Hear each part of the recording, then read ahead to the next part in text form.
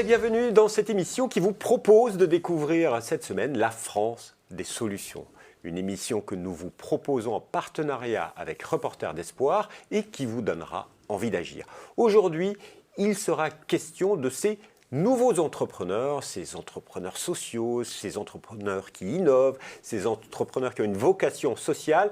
Et nous allons en parler avec Bruno Imbert. Bonjour. Bonjour. Vous êtes co-créateur de La Ruche. Alors, pour vous situer, La Ruche, c'est un incubateur d'innovation sociale. Comment la décrire? Alors aujourd'hui, La Ruche, c'est un réseau de 9 ruches réparties en France avec une ruche à Paris.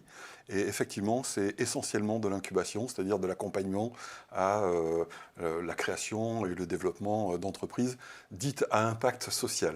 Alors, mais c'est quoi? Il y a une vraie aspiration aujourd'hui dans les créateurs d'entreprises à avoir un impact social?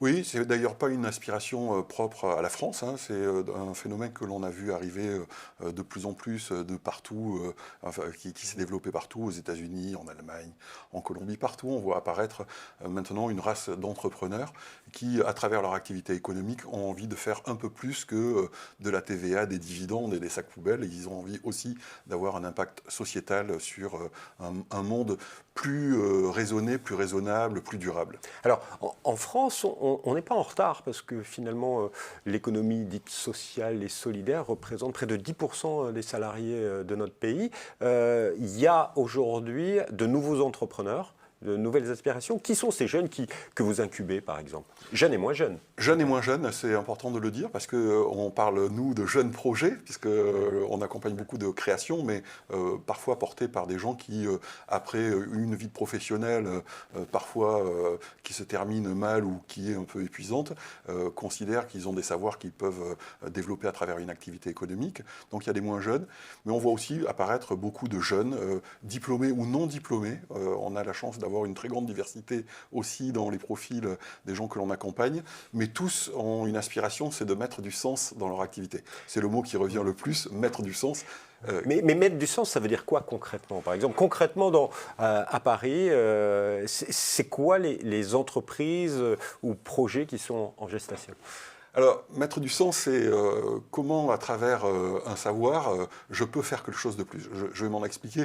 Un agriculteur il peut faire de la production intensive, mais il y a des jeunes maintenant qui veulent se lancer dans l'agriculture et avoir une agriculture à la fois raisonnée et bio, en circuit court, c'est-à-dire empêcher ou faire en sorte que leur production soit vendue autour d'eux, donc pour éviter les problématiques de gaz carbonique. Ça peut être un projet que La Ruche incube, oui, pas à Paris, mais oui, on en a qui font aussi ça sur les toits de la Ruche. Je vous invite à venir à La Ruche Paris. On a une immense terrasse de 250 mètres carrés, dont une grande partie est couverte par des plantes bizarres, où il y a des fraises qui poussent, des haricots. Voilà, donc ça existe aussi la végétalisation des toits, qui est un vrai enjeu d'ailleurs pour lutter contre le réchauffement climatique. Le réchauffement climatique, en tout cas le réchauffement des villes. Si on verdit les toits, la température baisse de façon sensible. Donc au-delà de produire de l'alimentation pour nourrir les Parisiens, ce qui n'est pas sûr, et puis il faut que les campagnes continuent à travailler, mais en tout cas ça a aussi des effets sur la température de l'air. Mais ce n'est pas des projets autour de l'agriculture biologique uniquement. Non, on trouve des projets dans tous les sens. On a une start-up qui est partie maintenant aux États-Unis qui travaillait sur la reconnaissance des bruits. En fait, le projet était de trouver un appareil qui puisse alerter les personnes qui ont sourdes ou malentendantes de bruits hostiles comme le klaxon, les bris de glace, des chiens qui aboient. Et il a réussi à trouver cette technologie. Malheureusement, il est parti aux États-Unis. Aujourd'hui, c'est un produit qui est vendu même dans l'industrie, mais vous voyez des gens qui se disent je vais essayer de régler un problème social et parfois ou un problème sociétal, mais parfois. Alors c'est sur l'objet que produit l'entreprise ou est-ce que c'est également dans le fonctionnement de l'entreprise, parce qu'on parle beaucoup de partage du pourvoir, partage des richesses. Est-ce qu'aujourd'hui, dans tous ces projets, il y a cette dynamique également? Oui, alors on peut avoir les deux, ou parfois les deux dans un, et parfois que un, c'est-à-dire la finalité, le métier va avoir un impact social, mais les modes de management restent, on va dire, empiriques et très business. Mais c'est assez rare, parce qu'une fois qu'on a mis le doigt dedans, on a envie d'associer impliquer les gens, que tout le monde se sente partie prenante. Et puis effectivement aussi, il y a les publics et la façon dont on manage les équipes. Bon, les plus connus dans les publics, c'est parfois les chantiers d'insertion, c'est-à-dire des gens qui ont une activité économique à qui ils vendent des prestations à des grands groupes, et ils font travailler des gens en insertion, soit des gens qui ont un accident de vie, des délinquants, des gens qui ont été SDF, et ils les remettent sur le droit chemin. Enfin, je ne sais pas si c'est un chemin qui est très droit, mais en tout cas, ils les remettent debout. Ils leur remettent le pied à l'étrier. Sur le cheval, et après, derrière, ces gens-là rentrent dans le circuit. Donc ça peut être, ou des personnes handicapées, voilà. Donc ça peut être ce type de public, mais ça peut aussi être ce qui est le cas à La Ruche, puisqu'on a quand même aussi beaucoup de jeunes, où c'est une entreprise dite libérée, c'est-à-dire qu'il n'y a pas de chef, enfin, en tout cas, il y en a très peu, d'abord parce qu'on n'en a pas les moyens, et chacun est totalement autonome dans son poste, a une capacité à décider par lui-même de la façon dont il va organiser sa journée, organiser son travail, organiser ses objectifs et ses réalisations. Mais est-ce que ça marche? Parce que bon, maintenant, La Ruche a plus de 8 ans, hein, 10 ans, 11 ans même. 11 ans, et est-ce que ces entreprises, ces projets que vous incubez, sortent, il y a beaucoup de succès ou il y a aussi des échecs? Parce qu'on se demande si ce type d'entreprise peut réussir économiquement. Alors, on est certainement atypique, La Ruche, parce qu'on a des exigences à l'entrée dans le programme d'incubation où on regarde véritablement si le projet, même si c'est au stade de l'idée, a des chances de survie. Aujourd'hui, je vais vous donner un exemple très simple. On a un programme d'incubation qui est sur l'entrepreneuriat féminin, qui s'appelle Les Ambitieuses. Les lauréates d'il y a 2 ans, c'est-à-dire les 35 lauréates d'il y a 2 ans, 2 ans après sont toujours en activité et 80% ont créé des emplois.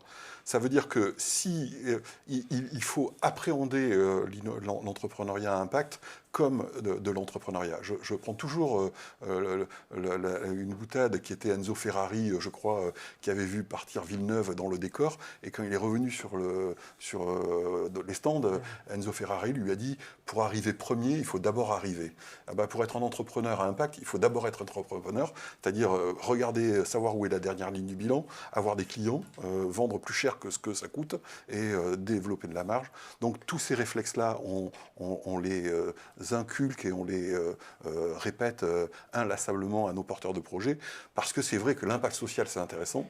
Mais ça va changer peut-être aussi la vision qu'ont les Français des entrepreneurs, ou par exemple, je ne sais pas, est-ce que le MEDEF voit d'un bon œil ces entrepreneurs? Oui, tout le monde voit la création, surtout quand on a un discours extrêmement pragmatique de dire nous on veut être considérés comme des entrepreneurs, ce que l'on est.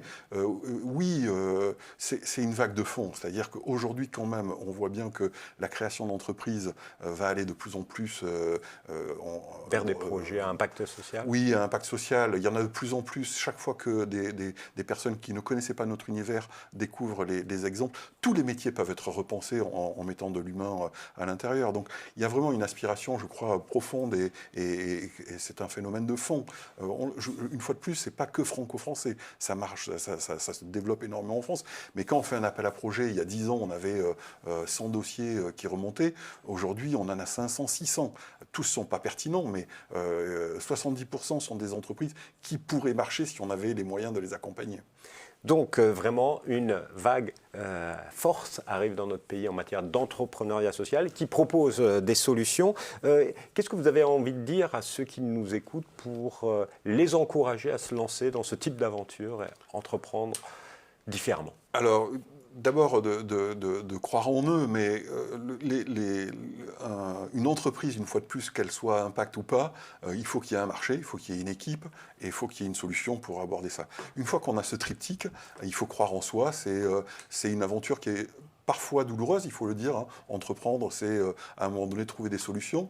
Je dis souvent que quand on ne trouve pas la solution, c'est qu'on fait partie du problème. Donc il faut savoir s'entourer aussi de gens qui puissent vous nourrir. Ça peut être des entreprises collectives. Moi, toutes les entreprises que j'ai montées, je les montées avec d'autres personnes. Mais il faut croire en soi et il faut un peu d'audace et de témérité. Et d'inconscience. Et d'inconscience. Alors, si vous voulez en savoir plus, et surtout se faire accompagner, par exemple, par La Ruche, leur site internet. Votre site, c'est la-ruche.net. Si vous voulez avoir plein d'autres informations, je vous conseille d'aller par exemple sur le site Nous sommes demain. Et puis, bien sûr, pour avoir plein d'autres informations et initiatives vues par Reporters d'Espoir, vous allez sur www.reportersdespoir.org. Et merci infiniment. Un grand merci à vous. Et on se retrouve bientôt pour une nouvelle émission, La France des solutions.